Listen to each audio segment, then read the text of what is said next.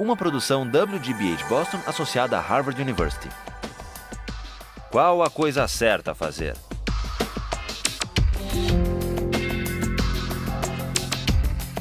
Justice, com Michal Sandel. O lado moral do assassinato.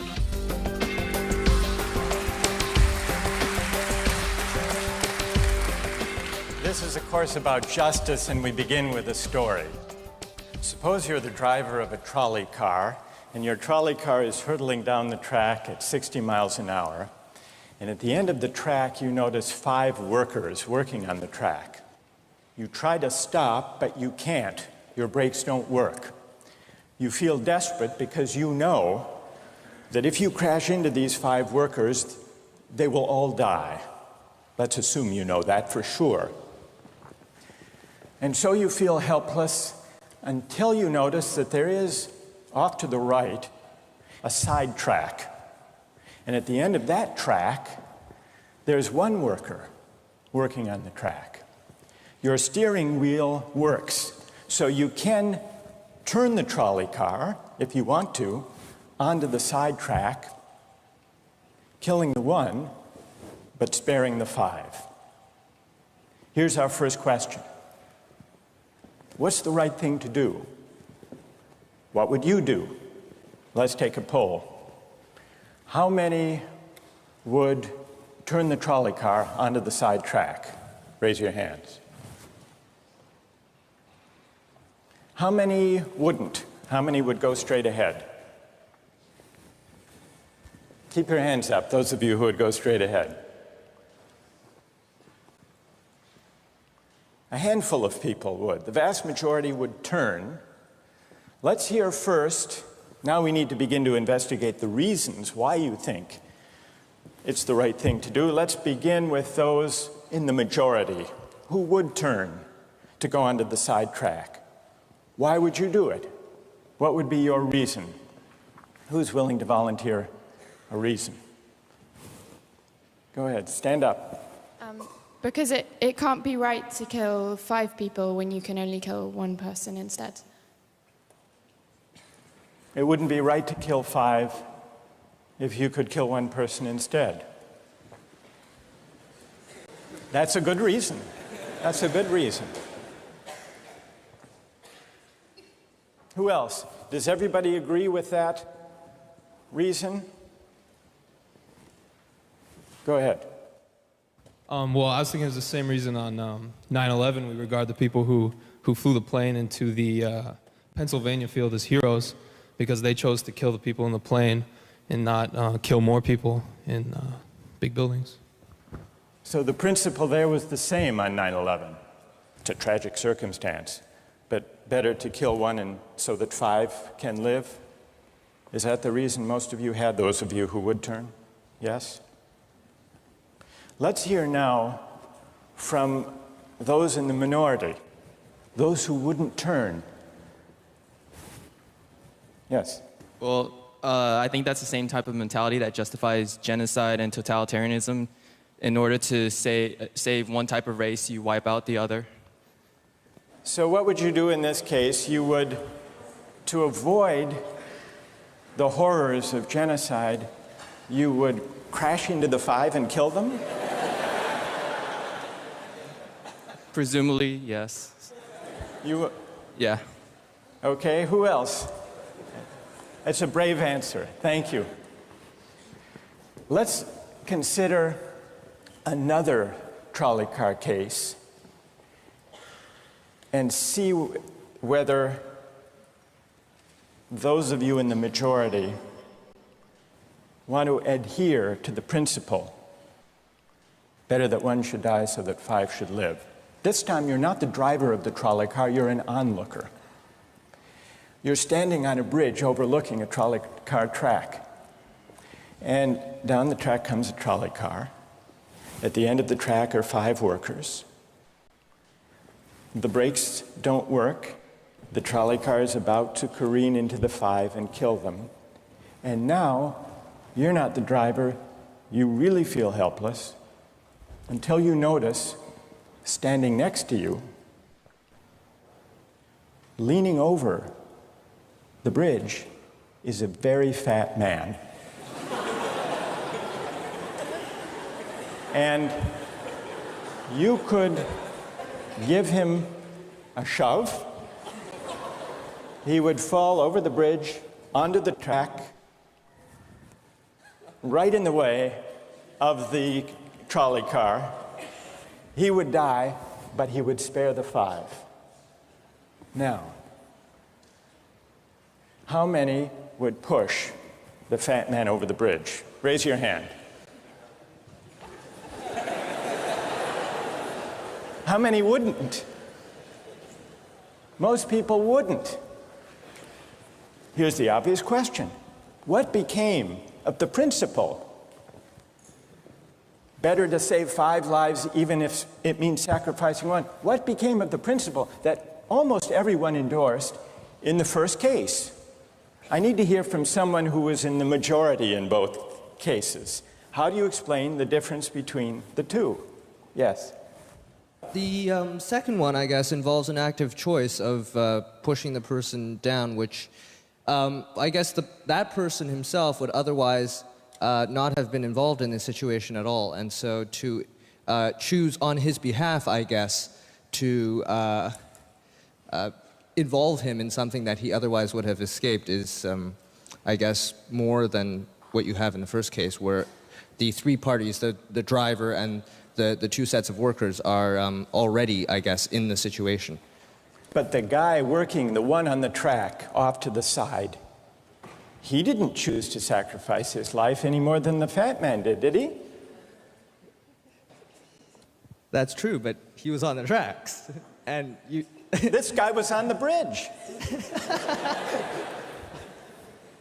Go ahead, you can come back if you want. All right, it's a hard question. All right, you did well. You did very well. It's a hard question. Who else can find a way of reconciling the reaction of the majority in these 2 cases? Yes?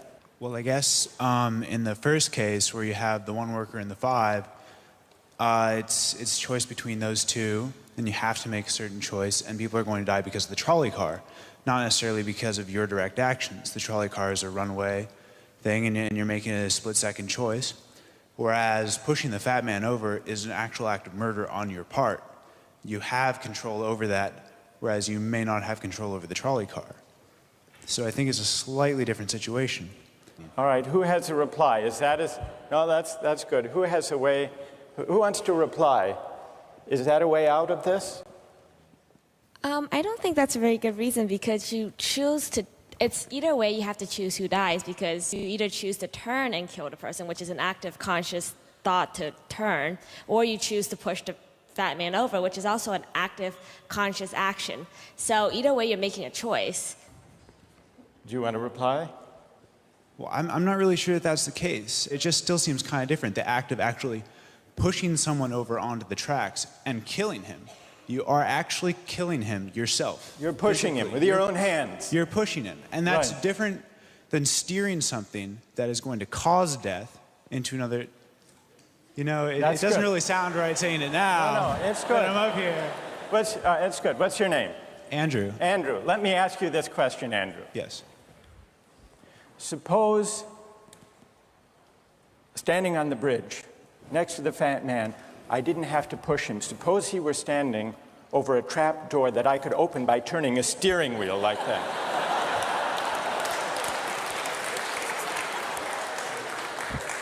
Would you turn? For some reason, that still just seems more wrong. Right? I mean, maybe if you accidentally leaned into the steering wheel or something like that. But, or say that the car is hurtling towards a switch that will drop the trap. Then I could agree with that. Fair enough. It still seems wrong in a way that it doesn't seem wrong in the first case to turn, you say. And in another way, I mean, in the first situation, you're involved directly with the situation. In the second one, you're an onlooker as well. All right. So you have the choice of becoming involved or not by pushing the fat man. Let's forget for the moment about this case. That's good. Let's imagine a different case. This time you're a doctor in an emergency room. and 6 patients come to you. They've been in a terrible trolley car wreck. 5 of them sustained moderate injuries. 1 is severely injured. You could spend all day caring for the 1 severely injured victim, but in that time the 5 would die. Or you could look after the 5, restore them to health, but during that time the 1 severely injured person would die. How many would save the 5? Now is the doctor. How many would save the 1? Very few people.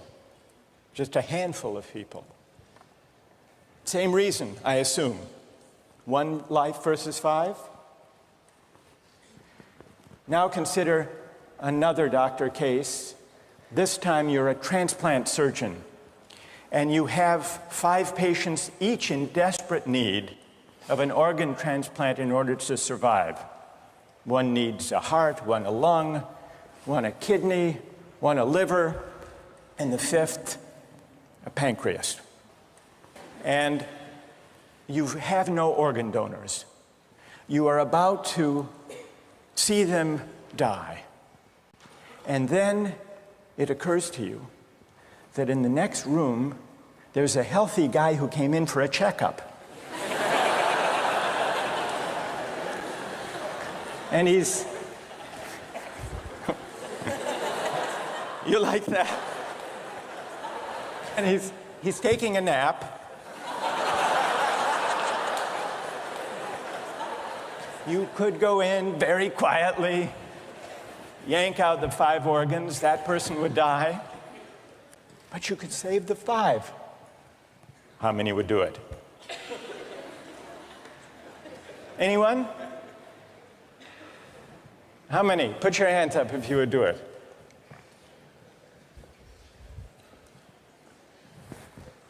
Anyone in the balcony? You would? Be careful, don't lean over too much. What? How many wouldn't? All right, what do you say? Speak up in the balcony, you who would yank out the organs. Why? I'd actually like to explore a slightly alternate possibility of just taking the 1 of the 5 who needs an organ, who dies first, and using their 4 healthy organs to save the other 4. That's a pretty good idea. That's a great idea, except for the fact that you just wrecked the philosophical point. Well, let's step back from these stories and these arguments to notice a couple of things about the way the arguments have begun to unfold. Certain moral principles have already begun to emerge from the discussions we've had. And let's consider what those moral principles look like. The first moral principle that emerged in the discussion said, the right thing to do, the moral thing to do, depends on the consequences that will result from your action. At the end of the day, better that 5 should live, even if 1 must die. That's an example of consequentialist moral reasoning. Consequentialist moral reasoning locates morality in the consequences of an act, in the state of the world that will result from the thing you do. But then we went a little further, we considered those other cases, and people weren't so sure about consequentialist moral reasoning. When people hesitated to push the fat man over the bridge or to yank out the organs of the innocent patient, people gestured toward reasons having to do with the intrinsic quality of the act itself. Consequences be what they may. People were reluctant. People thought it was just wrong, categorically wrong, to kill a person, an innocent person, even for the sake of saving 5 lives. At least people thought that in the second version of each story we considered. So this points to a second categorical way of thinking about moral reasoning. Categorical moral reasoning locates morality in certain absolute moral requirements, certain categorical duties and rights, regardless of the consequences. We're going to explore in the days and weeks to come the contrast between consequentialist and categorical moral principles. The most influential example of consequential moral reasoning is utilitarianism, a doctrine invented by Jeremy Bentham, the 18th century English political philosopher. The most important philosopher of categorical moral reasoning is the 18th century German philosopher Immanuel Kant. So we will look at those two different modes of moral reasoning, assess them, and also consider others. If you look at the syllabus, you'll notice that we read a number of great and famous books. Books by Aristotle, John Locke, Immanuel Kant, John Stuart Mill, and others. You'll notice, too, from the syllabus that we don't only read these books. We also take up contemporary political and legal controversies that raise philosophical questions. We will debate equality and inequality, affirmative action, free speech versus hate speech, same-sex marriage, military conscription, a range of practical questions. Why?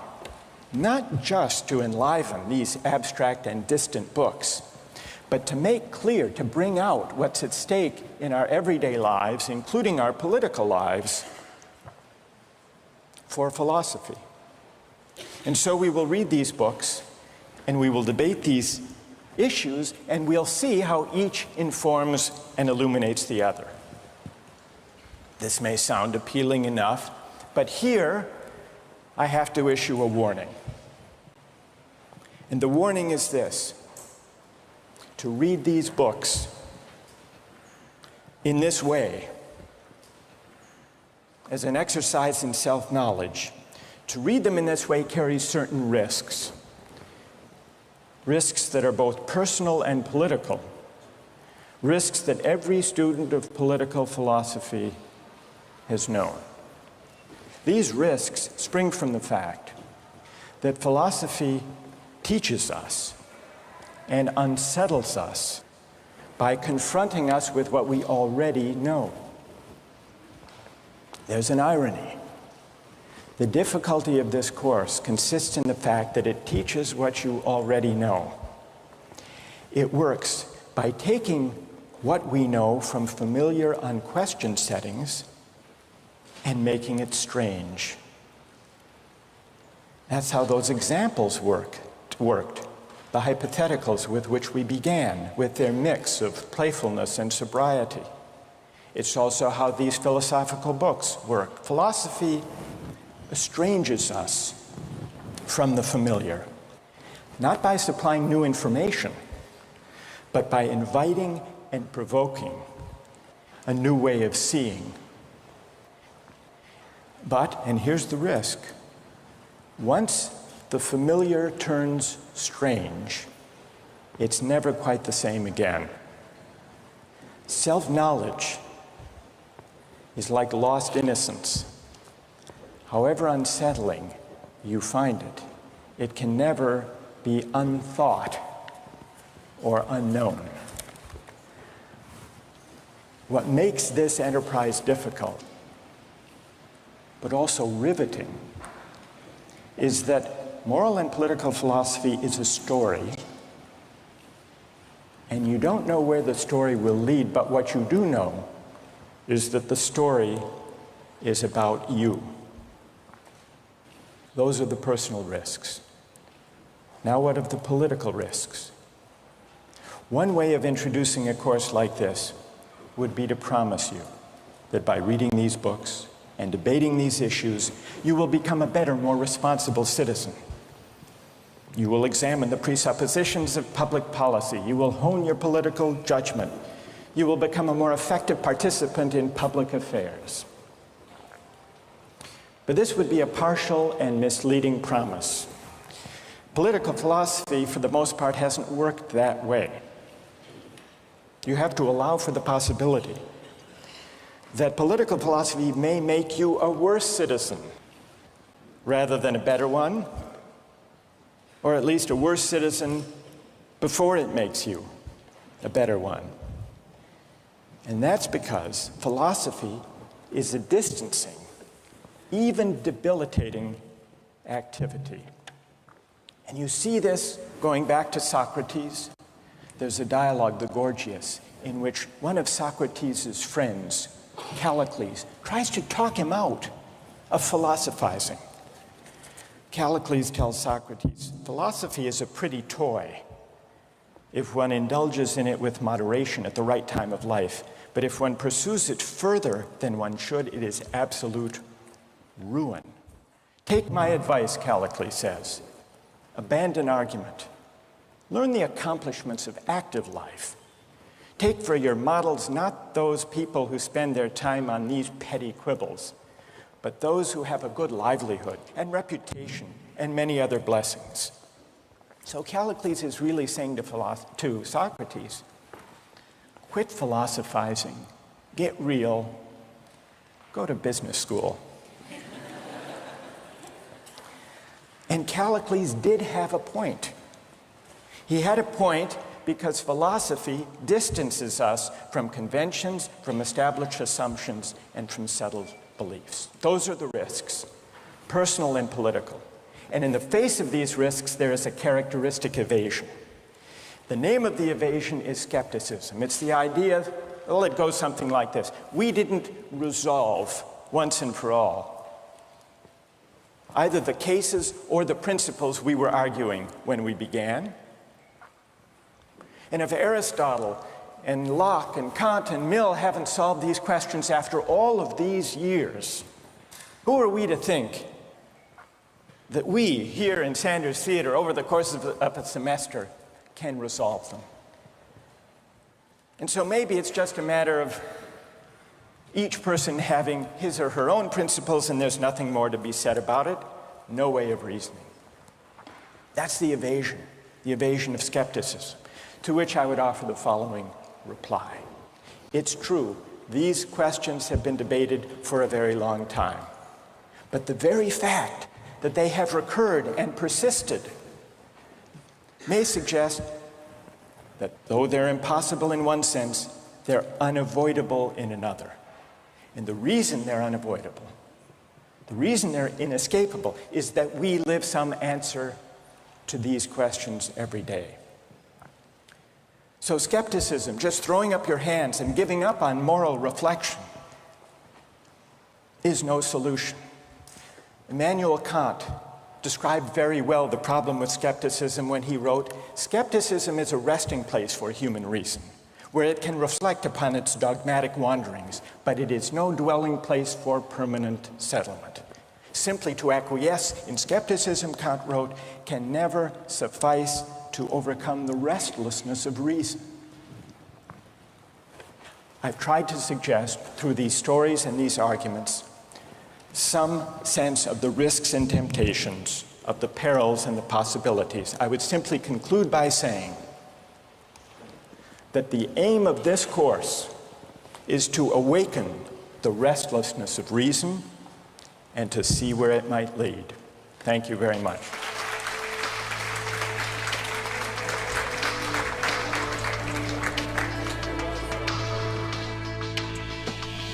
Like, in a situation that desperate, you have to do what you have to do to survive. You have to do what you have to do. You got to do what you got to do, pretty much. If you've been going 19 days without any food, you know, someone just has to take the sacrifice. Someone has to make the sacrifice, and people can survive. All right, that's good. What's your name? Marcus. Marcus. What do you say to Marcus?